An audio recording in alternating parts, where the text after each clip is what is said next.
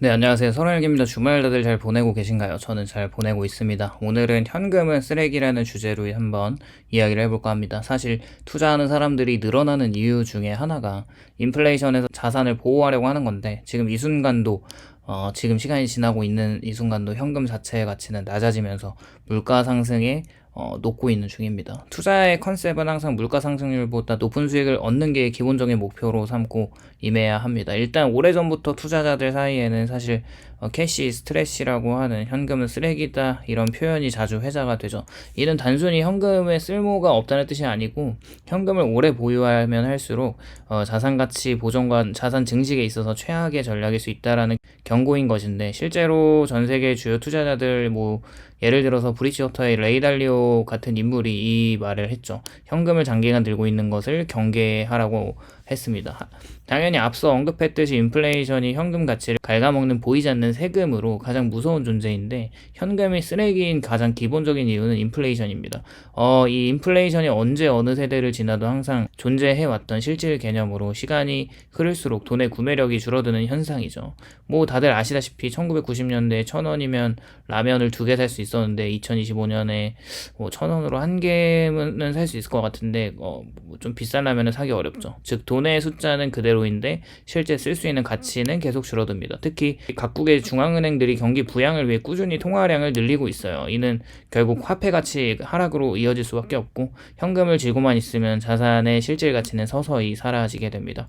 그리고 지난 수십 년간의 저금리 시대는 현금 비율에 기회비용이 많이 들어갔는데 물론 1970년대 같은 한때는 은행에 돈을 넣어두면 연에 10% 이상의 이자를 받을 수 있는 시기도 있었지만 지금은 다릅니다. 전 세계적으로 저금리 제로금리 시대가 길어지면서 은행의 돈을 예치해도 물가 상승률을 따라잡지 못하고 있습니다. 지금 예금금리가 2%대라고 하면 실질 물가 상승률이 저는 3에서 5%라고 보는데, 소비자 물가지수가 2% 내외로 움직이긴 하지만 그건 실질적으로 물가를 반영하지 못한다고 생각을 하고, 물가의 어떤 착시 효과를 위해서 그 물가를 구성하는 항목에 좀 약간 꼼수를 썼다고 좀 봐야 된다고 생각을 합니다. 실질적으로는 3에서 5%의 물가 상승률이 연간 나오는 게 합리적이라고 생각하고, 은행 예금으로는 매년 자산이 줄어들 수밖에 없는 꼴이죠. 이렇게 현금 보유는 단순히 정체가 아니라 나도 모르는 사이에 계속 가지고 있는 현금이 줄어들고 있다는 것입니다. 일단 현금이 그 자체로는 아무런 수익을 창출하진 않아요.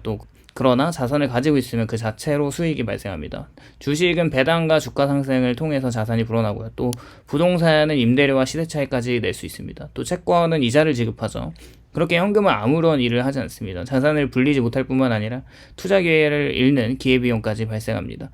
경제학적으로는 생각보다 매우 비효율적인 자산 보유 방식이고, 일단 기존의 현금은 쓰레기인 것보다 앞으로 더 심한 쓰레기가 될 거라고 생각합니다. 일단 원화는 말할 것도 없고요. 금요일의 환율 기준으로 보면 거의 원달러 환율이 1,400원을 넘어가려고 하는데 점점 원달러 환율 평균이 구조적으로 올라가고 있습니다.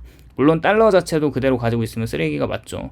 레이 달리오가 쓰레기라고 말한 건 원화뿐만 아니라 기본적으로 달러 자체를 말한 거니까요. 그렇게 앞으로 정부와 중앙은행은 불황이 닥칠 때마다 유동성을 공급하기 위해 화폐를 찍어낼 겁니다. 이는 단기적으로 경기를 살릴 수는 있지만 장기적으로는 화폐 가치 하락을 가속화시킬 겁니다.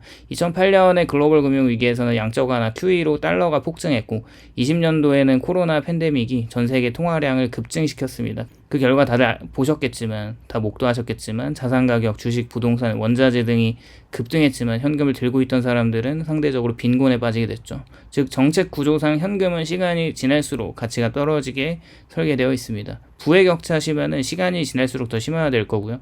현금을 보유한 자나 자산을 보유한 자의 자산은 시간이 지나면서 더 가속화가 나타날 건데, 현금만 보유한 사람들이 시간이 지날수록 가난해질 거고 자산을 보유한 사람들은 부유해질 겁니다.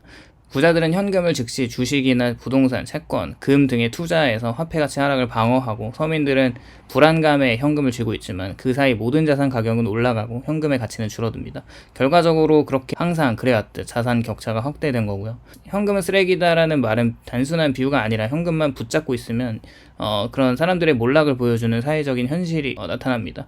예전에 좀 사례를 가져오면 1차 세계대전 후에 독일이 전쟁 배상금 부담으로 화폐를 무제한 발행을 발생을 했는데 그 결과적으로 빵 한 조각을 사기 위해 돈이 한 바구니 필요한 정도의 초인플레이션이 하이퍼 인플레이션이 발생했습니다. 현금은 말 그대로 쓰레기 취급을 받았고요. 또 2000년대 초반에 짐바브웨는 정치적인 혼란과 무분별한 화폐 발행으로 인플레이션이 1억 %를 넘어섰습니다. 이게 진짜 맞는 수치인지 모르겠는데 뭐 지금 터키와 좀 비슷한 거죠. 사람들은 또 돈 대신에 달러, 금이나 심지어 농산물로 그 물물 교환을 했어요. 돈이 너무 쓰레기가 되니까.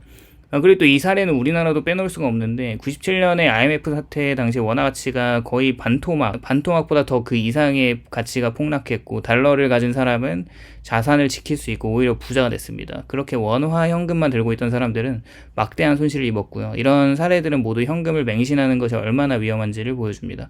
뭐 그렇다고 물론 현금이 항상 무가치한 건 아닙니다. 긴급 자금이 필요할 때가 있잖아요. 갑작스러운 사고나 질병이나 생활비 마련에는 현금이 필요하기도 하고 자산 가격이 물론 항상 우상향하진 않고 조정기간이 있을 때 그 순간을 대비해서 투자 기회 대기 자금이 필요하긴 합니다. 그렇게 자산이 폭락했을 때 매수하기 위한 유동성을 확보를 해두는 것이죠. 그런데 이게 어디까지나 일정 비중일 뿐이고 장기간 전 재산을 현금으로 보유하는 것은 절대 안 됩니다. 그렇다면 현금 대신에 특히 원화를 가지고 있는 우리들은 어떤 자산을 가져야 할지 생각을 해본다면 당연히 1순위는 주식입니다. 장기적으로 가장 높은 수익률을 제공하는 자산이고요. 그리고 또 집이 비싸다고 하지만 집 한 채는 재정 상황에 맞게 주거 안정과 인플레이션을 방어하는 대표적 자산으로 가져가면 좋을 것 같습니다.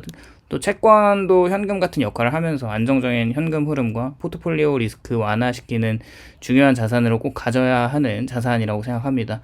그리고 금이나 원자재, 은, 귀금속 같은 자산도 위기 상황의 안전자산 역할을 하기 때문에 꼭 필요하겠죠. 사실 이 모든 자산이 달러와 페어링 되는 자산이기 때문에 지속적으로 미국 주식과 금이나 비트코인 같은 자산을 모아가면 원화 가치 하락에 대한 해칭을 할 수 있습니다. 특히 우리나라 원화 가치는 지속적으로 계속 더 하락 속도가 가속화될 수밖에 없는 이유에서 달러 자산을 모아야 하는 이유는 지난 수십 년 동안 글로벌 금융 환경과 국내 경제 구조 속에서 상당한 변동성을 보여왔고 최근 들어서는 원화 가치가 장기적으로 하락할 수밖에 없는 구조적인 요인들이 점점 더 뚜렷하게 드러나고 있죠. 단순히 환율의 단기 움직임이 아니라 인구, 경제, 정치, 국제무역 환경을 고려할 때 원화의 약세는 피하기 어려운 방향으로 흘러가고 있습니다. 일단은 대한민국이 세계에서 가장 빠르게 고령화가 진행되는 국가죠. 합계 출산율이 0.7명대에 머물고 있고 세계 최저 수준을 기록하고 있습니다. 생산 가능 인구가 줄어들고 고령층 부양 부담이 급격하게 늘어나면서 장기 성장 잠재력이 약화됩니다. 성장이 둔화되면은 외국인 투자자들은 원화 자산에 대한 매력을 잃고 자본이 유출되기가 쉽습니다. 이는 원화의 장기적 약세 압력으로 이루어집니다. 또 경제를 보면 수출 비중이 GDP의 절반을 넘어가는 수치를 반영합니다. 특히 반도체나 자동차, 조선, 배터리 등의 특정 산업에 편중되어 있고요. 하지만 글로벌 공급망이 이제 재편되고 있죠. 미국과 중국 간의 갈등이나 보호무역주의의 확산으로 한국의 수출 환경은 점점 불안정해지고 있습니다. 수출 경쟁력이 약화될 경우 무역 수지가 악화되고 이는 원화 약세로 직결됩니다. 그리고 원래 한국이 재정 건전성으로 유명했어요. 최근 몇 년간 재정 지출이 급격하게 늘면서 국가 부채 비율이 빠르게 상승하고 있죠. 특히 복지 지출이 확대되고 인구 감소에 따른 세수가 축소되고 경기 부양을 위한 재정 확대가 겹치면서 국가 신용도에 대한 부담이 가중되고 있습니다. 투자자들이 국가 재정을 불안하게 인식하면 국채 금리는 계속 올라가고 원화 가치 하락으로 이어질 수밖에 없죠. 또 한국은 에너지, 식량, 원자재를 대부분을 해외에서 수입해야 하는 원자재 의존성이 거의 100%에 가까운 국가로 원유와 가스나 곡물 가격이 국제적으로 상승할 경우에 한국은 무역 수지 악화를 피할 수가 없습니다. 달러로 결제되는 국제 원자재 가격이 오르면 더 많은 달러가 필요하고 이는 원화 약세의 요인이 되겠죠. 중동 정세 불안이나 기후 변화로 인한 식량 가격의 변동은 원화 가치를 더 압박합니다. 그리고 한국 경기를 지탱해온 이 반도체 산업조차 대만이나 미국이나 일본 등과 치열한 경쟁을 하고 있는 거죠. 미래의 성장 동력 확보가 늦어질 경우에 한국 경제의 매력은 감소하고 장기적으로 원화 가치가 낮아질 수밖에 없다는 생각입니다. 특히 이제 혁신 기업들이 미국으로 이전하거나 해외 투자가 늘어날 경우에 국내 자본이 빠져나가면서 원화 약세가 심화됩니다. 결국에는 현금이 쓰레기라는 말은 투자하지 않고 손해만 쥐고 있는 현금은 쓰레기일 뿐이다라는 의미가 되겠고, 개인적으로 현금을 자산의 15% 정도로 가지고 대부분을 자산으로 대체해서 가져간다는 것이 정말 현명하다고 생각합니다.